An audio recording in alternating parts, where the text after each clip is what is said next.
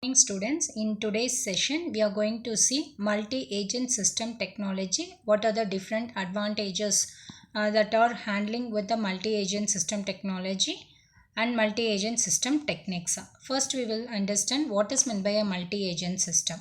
So multi-agent system is nothing but it is a self-organized system, or it is a computerized system comprising of many interacting agents. So it is nothing but self-organized system or a computerized system composing of multiple interacting intelligent agents. So what this multi-agent system or self-organized system can do means it can solve problems which are very difficult and which is impossible for an individual agent to solve. So that type of problems will be addressed by means of this multi-agent system technology. So it is a self-organized system or a computerized system composing of multiple interacting intelligent agents, and it could solve difficult problems which could not be solved by the individual agent or a monolithic system to solve it. So this is the block diagram of the multi-agent system architecture. It has got multi-structure, multi-MAS, that is MAS stands for multi-agent system, as structure for shared analogy, agent function. So under agent function we have observer, diagnose, decide, act, report, and this report will be sent to the arbiter. Arbiter, it is a bidirectional bus. Here two-way communication can happen. So the organizing agent will send the data to the communication layer. So this communication layer will have a language and protocols, and we have a network layer, system under control, enforced MAS behavior and assessment control. Under this we have fault tolerant programming, cost effectiveness computation, adaptability and flexibility. So here this multi-agent system MAS architecture comprises of artificial intelligent research.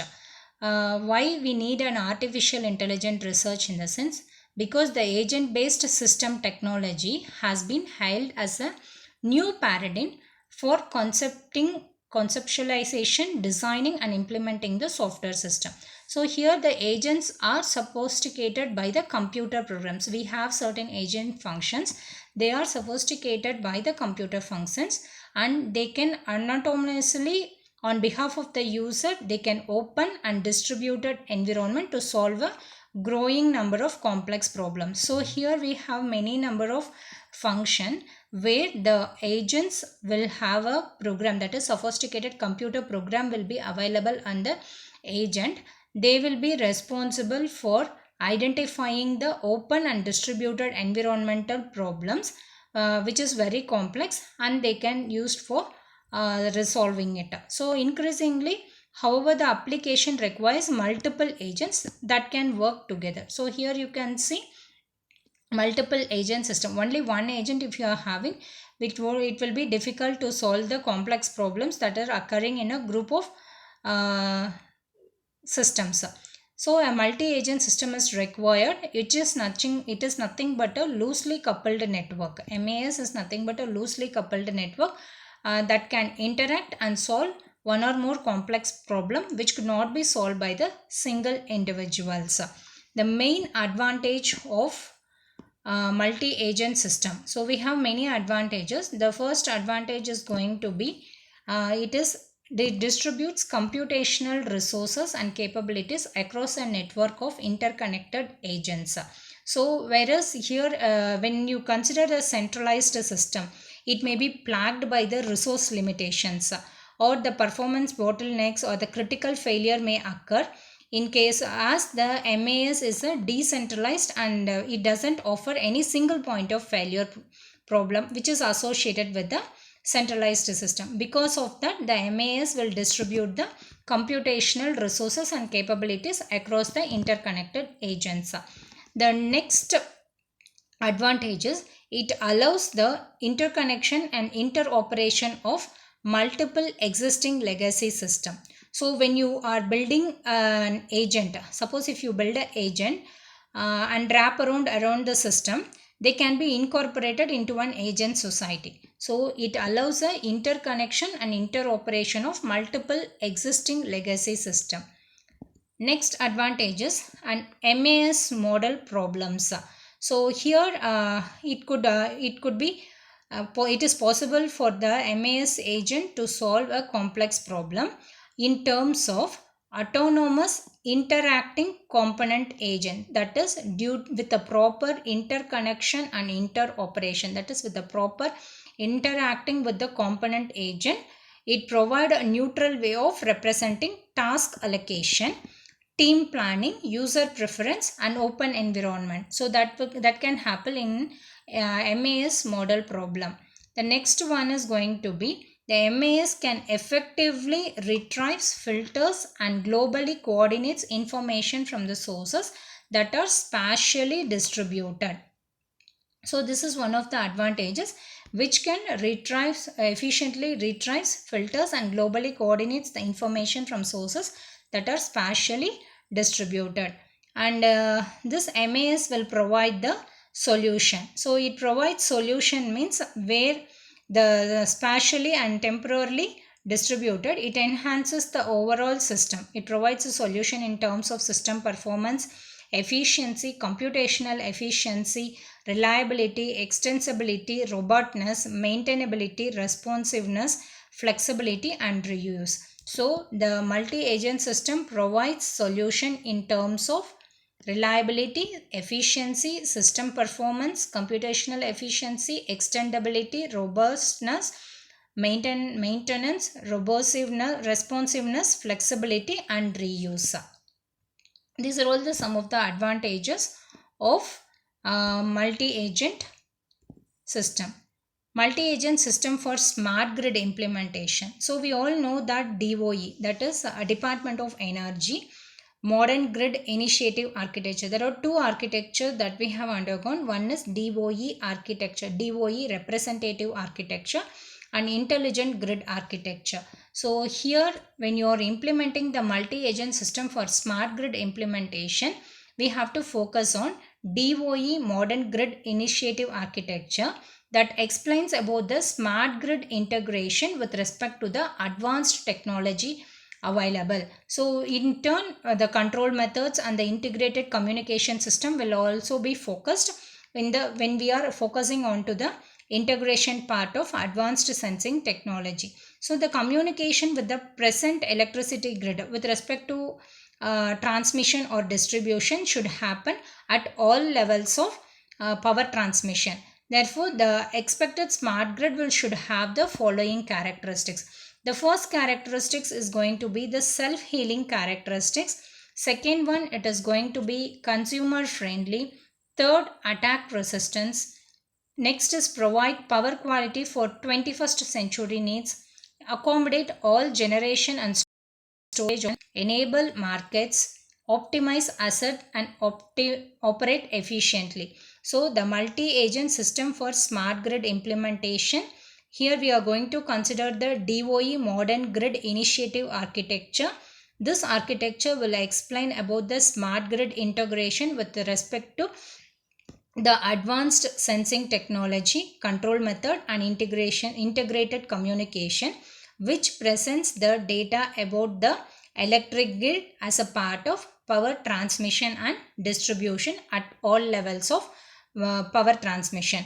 So it should have the following characteristics. So these 7 are the different characteristics that has to be focused when we are considering the multi-agent system for smart grid implementation. The multi-agent specification. So here we have the specification.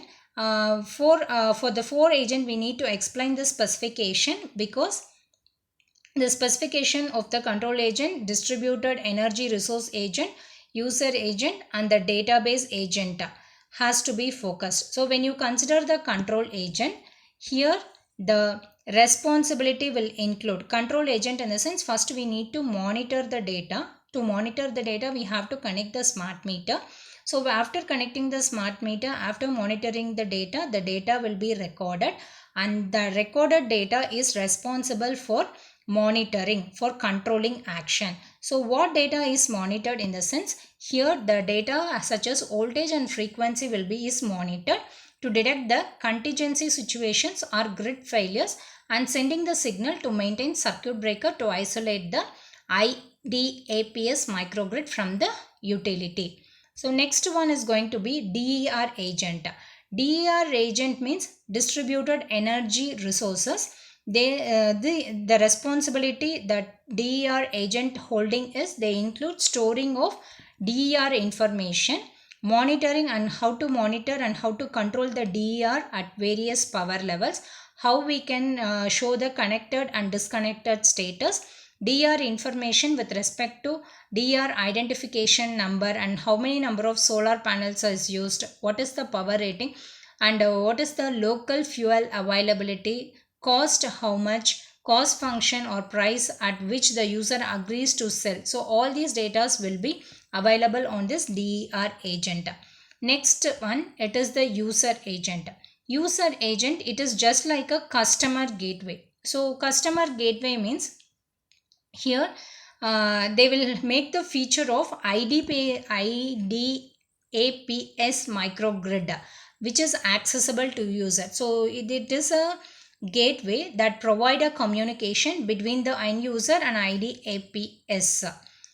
Next, the last one is going to be the database agent, which serves as a data access point for other agents. So this will serve as a data access point for other agents as well as the users, and it is responsible for storing or the information and recording the message, and the data is shared among the agents and other users.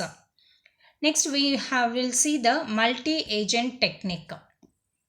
Multi-agent technique means an agent of MAS should include the entity with attributes. So why the entity with attribute is required in a sense, we have to use it by considering the usefulness in a particular domain. So in this framework, in this multi-agent system framework, agent is the information preprocessor and they perform the autonomous action based on the information that has been collected from the control agent. So the common agent attributes will include, so attribute is very important along with the entity. The common attribute for this multi-agent technique is going to be autonomy goal, collaborative behavior, knowledge level communication, reactivity, and the last is going to be the temporal continuity. So persistence, like autonomy in the sense goal, directedness, proactive and self-starting behavior. Next, collaborative behavior, the ability to work with the other agents, because whatever data we are going to collect, that we will be distributing it to the other agents to achieve a common goal. Next, knowledge level communication ability. Here the communication, that is able to communicate with the other agent with language resembling human speech, such as rather than a typical symbol level program to program protocol. Next, the one is reactivity. It is the ability to selectively sense and act. Last one is going to be temporal continuity, persistence of identity and state over long period. So in the next class, we'll be discussing about the performance analysis tools for smart grid design. Thank you, students.